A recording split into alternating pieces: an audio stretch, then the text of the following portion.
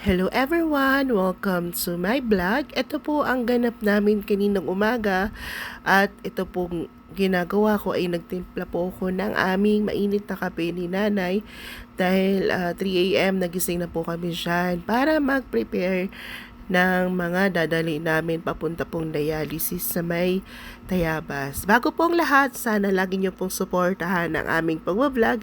Please like and share and subscribe.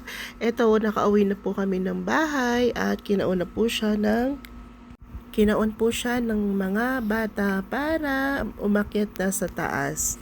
Ayan po ang aming bulinggit at akala niya ay kayang-kaya niya pong dalhin ang nanay namin paakyat.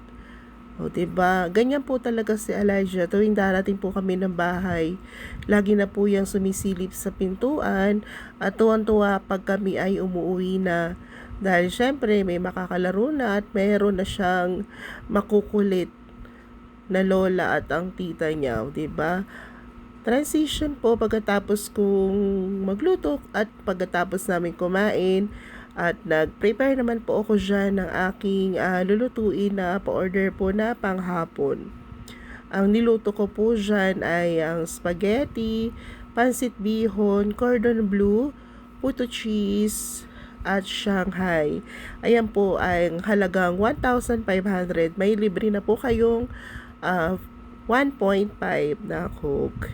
Sa mga nais umorder, pwede po kayong mag-message sa aming page or direct message po kayo dito sa aking